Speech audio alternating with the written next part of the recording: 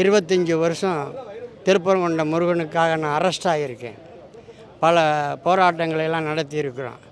இதில் என்னென்னு கேட்டிங்கன்னா, எங்களுக்கும் முஸ்லீம்களுக்கும் எந்த விதமான கலவமோ சண்டையோ சச்சரவோ எங்களுக்குள்ளே கிடையாது.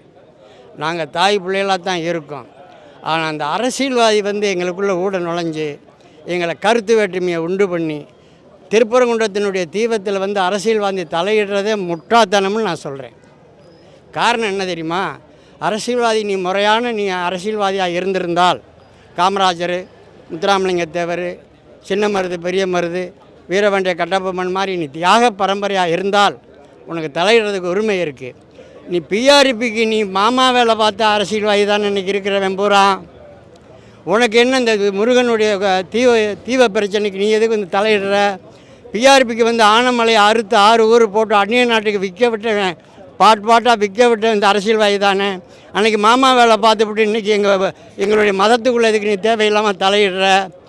ஆதாரம் கேட்குற, முருகனுடைய தீவம் ஏற்றுனதுக்கு ஆதாரம் கேட்குற. நான் கேட்குறேன், நீ ஆதாரம் கேட்குறவன் எங்கள் ஒப்ப இன்னாருக்கு தான் பிறந்தமனு உனக்கு ஆதாரம் இருக்கா? நீ இன்னாருக்கு தான் பிறந்தமனு நீ கேட்குறவன் எங்கள் ஒப்பனுக்கு தான் பிறந்தமனு ஆதாரம் இருக்கான்னு நான் கேட்குறேன். தாய் சொல்லித்தானே நமக்கு தகப்பன் தெரியும், சரித்திரம் சொல்லி தான் நமக்கு முருகனுடைய விளக்கை பற்றி தெரியும். அப்படி இருக்கும்போது இன்றைக்கி ஆதாரம் இருக்கா அப்படின்னு நீ கேட்குற. எந்த அறிவில் நீ கேட்குற? நீ தகப்பனுக்கு நீ பிறந்தியா பிறக்கலைன்னா சந்தேகம், தாய் சொல்லதை நம்பித்தான் நீ நடக்கிற. அப்படி இருக்கும்போது நாங்கள் சரித்திரத்தை சொல்லி போய் தான் நடக்க முடியும். அந்த காலத்தில் வெள்ளைக்காரங்காலத்தில் தீபம் மலை மேலே ஏற்றினால் செக்கானூர்னிக்கு தெரியும், வாடிப்பட்டிக்கு தெரியும், அதாவது காரியாவட்டிக்கு தெரியும், மேலூருக்கு தெரியும், நத்தத்துக்கு தெரியும். இந்த மாதிரி ஒரு 25-30 மைல் சுற்றளவுக்கு தெரிஞ்ச தீவத்தை இவங்களா அதை கெடுத்து ரொம்ப நாசம் பண்ணிவிட்டு அந்த விளக்கை ஏற்ற விடாமங்க மூளையில் வச்சு ஏற்றிட்டு இன்றைக்கி ஆதாரம் கேட்குறிய. ஆதாரம் கேட்குற உனக்கு என்ன ஆதாரம்? நீ பிஆர்பிக்கு நீ ஆனமலையவே விற்று நாசம் பண்ணி கூறு போட்டவன் தானே அந்த அரசியல்வாதி. நான் கேட்குறேன், எங்களுடைய பிரச்சனைக்கு திருப்பரங்குன்றம் மலைக்கு நீ எதுக்கு மறுபடி நாங்கள் இந்து முன்னணி தலையிடலைனால் ஆனமலையை கூறு போட்டது மாதிரி இப்போ எங்கள் திருப்பரங்குன்றத்து மலையை நீ இன்னொரு பிஆர்சிபிக்கு நீ விற்று இப்போ இவ்வளோ ஒரு தீவிரம் நடந்திருக்கியா? நடந்திருக்கு. இப்போ முதல்வரோ துணை முதல்வரோ யாரும் இதை கேளுங்க. அதாவது இது எப்படின்னு கேட்டால், ஸ்டாலின் மகனோ திமுகவோ அந்த கூட்டணி கட்சிக்காரங்க பூராமே கேட்குறேன், அன்றைக்கி ஆனமலைக்கு பூரா கைக்கூலியாக இருந்ததுதானே அன்றைக்கி இந்த தீபத்தை ஏற்றுக்க எப்படி நீ ஏற்று கேட்கலாம்? உனக்கு உரிமை இருக்கா? நீ யோக்கியனாக இருந்தால் கேளு. நீ பிஆர்பிக்கு நீ மாமா வேலை பார்த்தவன் எங்களுடைய தீவனுக்கு ஏண்டா நீ தலையிட தேவையில்லாமல்?